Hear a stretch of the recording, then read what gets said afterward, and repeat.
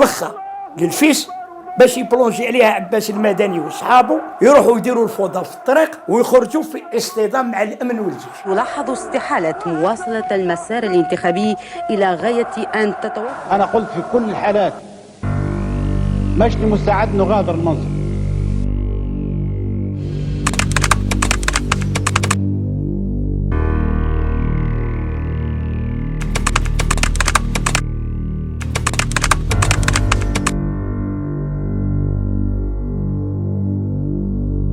في 29 من نوفمبر شنت جماعة مسلحة تابعة للتنظيم القطبي تضم مقاتلين جزائريين من جنوب البلاد سبق لهم القتال في أفغانستان، أهمهما عبد الرحمن دهان وعيسى مسعودي المعروف بالطيب الأفغاني، هجوما على ثكنة عسكرية في منطقة قمار بولاية الوادي، وذلك بمشاركة عناصر من الجبهة الإسلامية للإنقاذ.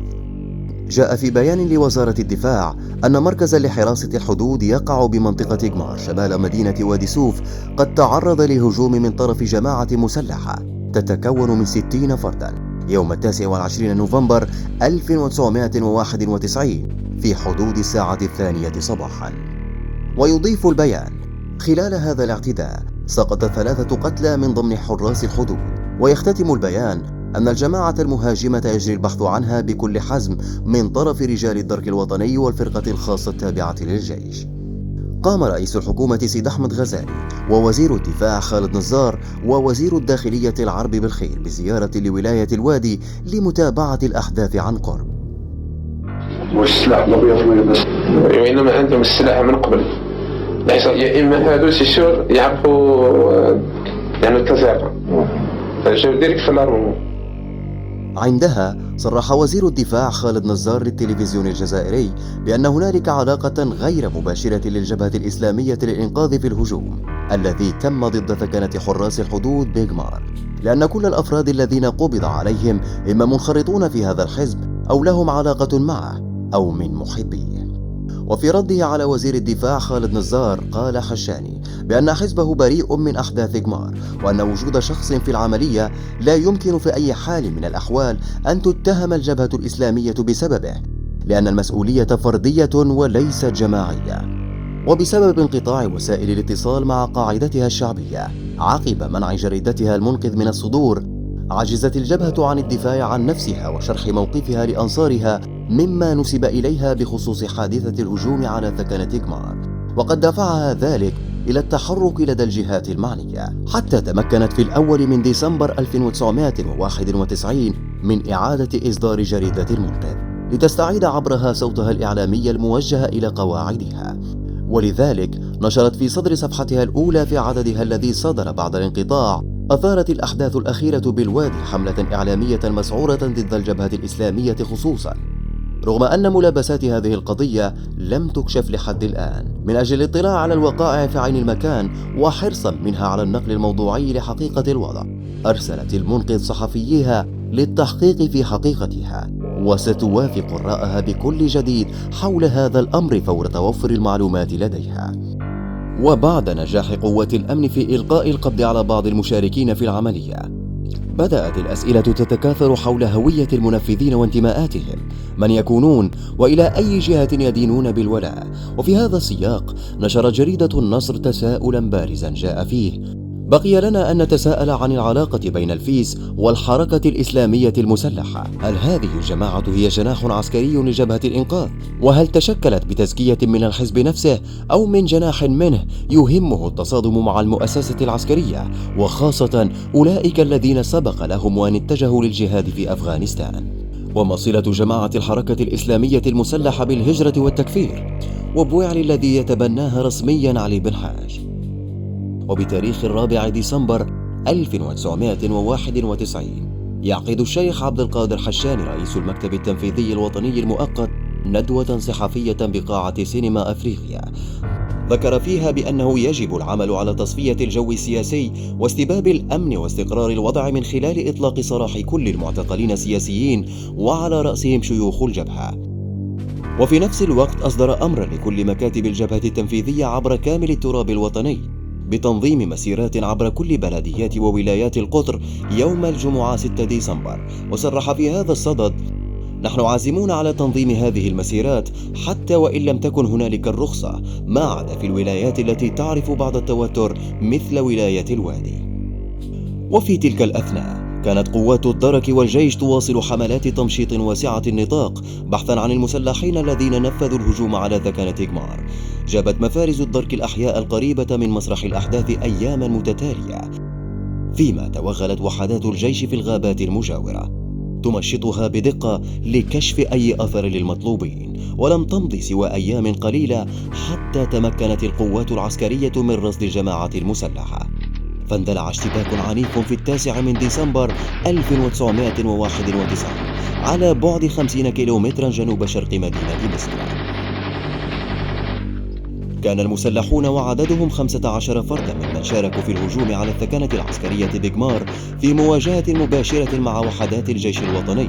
انتهت المعركة بمقتل 12 منهم وإصابة 3 آخرين، واسترجعت قوات الجيش 10 بنادق كلاشينكوف وبندقيتين نصف آليتين من نوع سيمينوف، إضافة إلى مسدسين أوتوماتيكيين. وأوضح بيان وزارة الدفاع أنه لم يتبقى من الأسلحة التي استولت عليها الجماعة خلال هجوم ثكنة إجمار سوى رشاش واحد من نوع كلاشينكوف وبندقية نصف آلية من نوع سيمينوف. كما أعرب البيان عن أسفه لفقدان قوة الأمن ل2 من عناصرها القتلى وجرح 4 آخرين، منهم 1 في حالة خطيرة، والذي توفي بعد ذلك متأثرا بجراحه عند نقله للمستشفى. وفي خضم هذه التطورات ورغم احتدام الأحداث على الأرض، ظل موقف الجبهة الإسلامية للإنقاذ من المشاركة في الانتخابات التشريعية المقبلة غامضا، إذ لم تعلن قرارها النهائي بعد، غير أن سلسلة من المداولات والاجتماعات السرية المتواصلة أفضت إلى حسم الأمر. ففي يومي الخميس 18 والجمعة 19 ديسمبر 1991 اتخذ مجلس الشورى الوطني للجبهة قرار المشاركة في العملية الانتخابية، ليعلن عنه رسميا في بيان نشر مساء السبت 20 ديسمبر. جاء في وكالة الأنباء الجزائرية بتاريخ الأحد 21 ديسمبر. أعلن مجلس الشورى للجبهة الإسلامية للإنقاذ مساء أمس السبت أنه قرر المشاركة في الانتخابات التشريعية القادمة. وجاء في بيان المجلس الموقع من طرف السيد عبد القادر حشاني مسؤول المكتب التنفيذي الوطني للجبهة أن مجلس الشورى الوطني للجبهة الإسلامية للإنقاذ يدعو الشعب الجزائري المسلم وكل الهياكل التنظيمية للجبهة أن يعمل كل على مستواه لتوفير شروط تمكين المشروع الإسلامي، رفعا لإثم تعطيل شريعة الله ووفاء للشهداء وتجسيدا لطموح الأمة وإنقاذا للبلاد.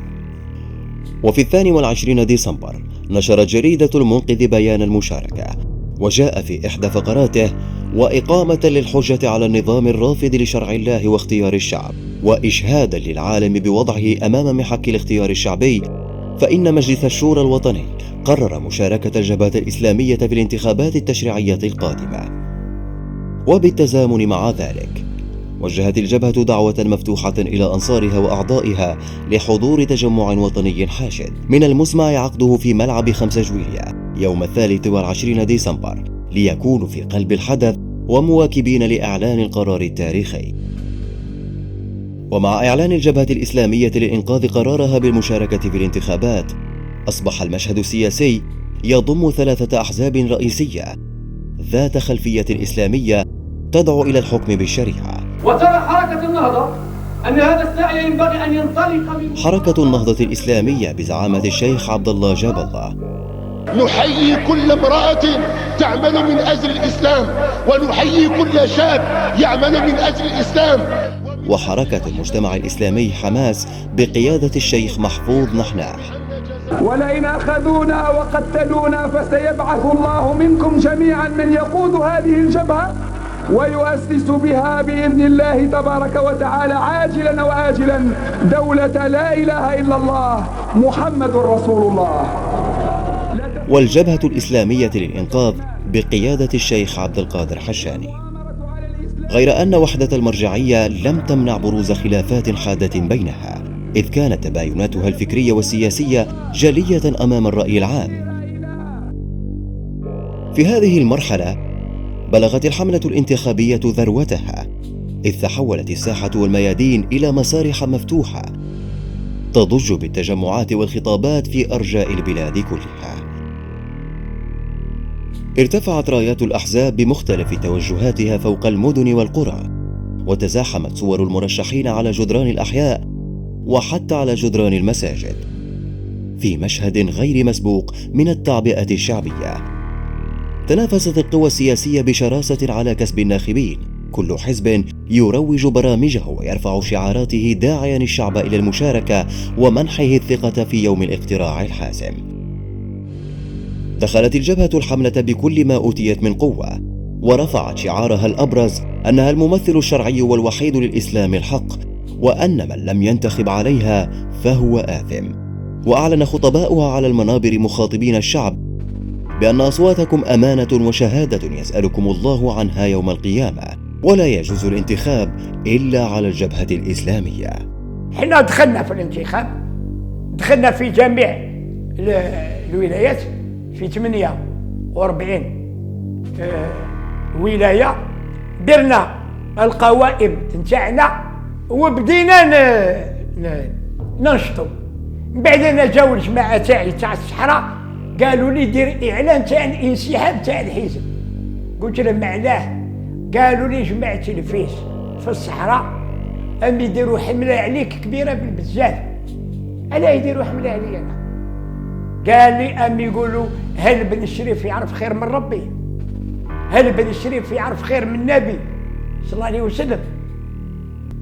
من أراد يوم القيامة أن يحشر في زمرة الرسول ويدخل الجنة يفوتي مع الفيس، ومن أراد يوم القيامة يكون المصير تاعو مجهول يروح يفوتي مع البيانستي تاع بن الشريف. قال لي في الجماعة يحكيوا هكا، والمنتخبين تاع البيانستي تاعنا في الصحراء هازين الفاتحة ويقولوا ألاطيف. قال لي نطلب منك سيد الرئيس، هما جاوني تاع الواد وتاع بسكرة وتاع الغواط والمجموعة تاع الصحراء، أعلن على عدم الانتخاب. قلت لهم لا، المجلس الوطني قرر باللي ندخلوا في الانتخاب، لازمنا ندخلوا. وما لفت أنظار المراقبين آنذاك أن غالبية مرشحي جبهة الإسلامية للإنقاذ كانوا منتمين إلى تنظيم الجزائرة، وأن من بينهم شخصيات ظل صداها حاضرا في الذاكرة حتى اليوم، ومن أبرزهم حسين عبد الرحيم ومصطفى إبراهيمي ومحمد ثابت أول ونور الدين المجداني، وصولا إلى مدني السلوس الذي أصبح لاحقا أحد قادة تنظيم القاعدة في بلاد المغرب الإسلامي تحت اسم عاصم أبو حيان، قبل أن يلقى القبض عليه مع جماعة من أتباعه في الفترة القريبة الماضية. المسمى السلوس المدني المدعو في التنظيم أبو حيان عاصم، كانت صفتي في التنظيم قاضي شرعي على مستوى بلاد المغرب الإسلامي. ولتعويض ما فاتها من زمن الحملة الانتخابية بسبب تأخرها في إعلان قرار المشاركة، وجدت الجبهة الإسلامية للإنقاذ نفسها أمام سباق مع الزمن لتعويض ما فاتها، فسعت بكل جهد لاستغلال كامل حصصها في البرامج الإذاعية والتلفزيونية المخصصة للحملة، فتوزع أعضاؤها على الحصص الإعلامية المقررة، وشارك في إلقاء خطابها كل من الشيخ عبد القادر حشاني والشيخ رابح كبير إلى جانب عدد كبير من أعضائها، في مسعى مكثف لتعويض التأخر واستنهاض قواعدها الانتخابية. تحدث الشيخ عبد القادر حشاني عن إنجازات رؤساء البلديات التابعين للجبهة الإسلامية للإنقاذ، مبينا ما قدموه من خدمات رغم سحب النظام معظم الصلاحيات منهم، ثم انتقل إلى القضية التي شغلت الرأي العام آنذاك، أحداث غمار، ليرد على الاتهامات التي وجهها وزير الدفاع للجبهة بشأن ضلوعها في تلك الأحداث. نستطيع اليوم أيها الشعب الجزائري المسلم أن نقول أن الجبهة الإسلامية للإنقاذ حققت ما لم تحققه حتى البلديات المتقدمة في أوروبا وأمريكا، فقد قضينا بفضل الله تبارك وتعالى على كل الانحرافات الأخلاقية على مستوى البلديات، فلا رشوة ولا سرقة ولا كذب في البلديات الإسلامية والحمد لله. أيها الشعب الجزائري المسلم، بعدما لاحظنا هذه المؤامرات وسرنا بالوضع إلى اختيارك، ها هو النظام يحدث بؤر توتر كمثل ما وقع في غمار. عندما لاحظنا ذلك أتينا بمجموع صور تفضح حقيقة هذا النظام وتعلن بلسان حالها من هو صاحب العنف الحقيقي. أتينا بصور تثبت لك جرم هذا النظام في قتل أبنائه، صور أتينا بها إلى التلفزة لنعرضها عليك أيها الشعب الجزائري المسلم، فمنعنا من ذلك لأنها فضائح حقيقية لهذا النظام. كما تطرق الشيخ رابح كبير في كلمته إلى أحداث غمار، موضحا أنه لا يصح أن تدان الجبهة الإسلامية للإنقاذ بأكملها بسبب تصرف فرد، مؤكدا أن مشاركة شخص واحد في العملية إن ثبتت لا تبرر اتهام الحزب برمته. فهل من العدل في شيء أن يستغل وزير الدفاع المؤسسة العسكرية من أجل حملات دعائية انتخابية حتى يتهم حزبا كالجبهة الإسلامية للإنقاذ، ثم إننا نقول له لو أن أخطاء الناس إن وجدت تربط بأحزابهم، فماذا نقول عن الحزب الحاكم الذي فعل مناضلوه ما فعلوا، وهم الذين مارسوا المسؤوليات واختلسوا وسرقوا وفعلوا ما فعلوا. ومع بزوغ صباح 23 من ديسمبر بدأت الوفود تتدفق تباعا نحو ملعب 5 جويلية الذي اختارته الجبهة الإسلامية للإنقاذ ليكون مسرحا لتجمعها المنتظر. وخلال ساعات قليلة غصت مدرجات الملعب وساحته الفسيحة بالحشود حتى امتلأ عن آخره، فيما قدرت الأعداد بنحو 100,000 مناصر دون احتساب الجماهير التي بقيت خارج الأسوار أو تلك التي حالت إجراءات المنع دون وصولها من ولايات أخرى.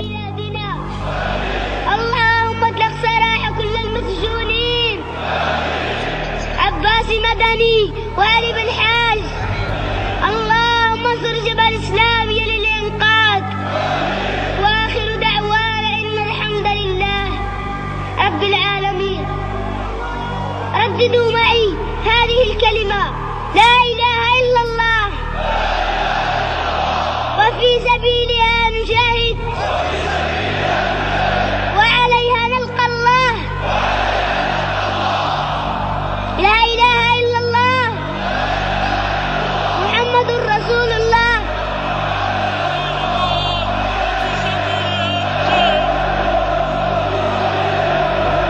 وعليها نلقى الله. وفي الوقت الذي كانت فيه الأنظار شاخصة نحو ذلك تجمع الحاشد وما أثاره من صدى إعلامي واسع واهتمام شعبي بالغ، نفذت الجماعة المسلحة التي أشرنا إليها سابقا والتي كانت قد توحدت تحت قيادة نور الدين سلامنا هجوما مباغتا على مقر الدرك الوطني في ابن مراد بولاية البليدة، مخلفا قتلى وجرحى في صفوف القوات الأمنية.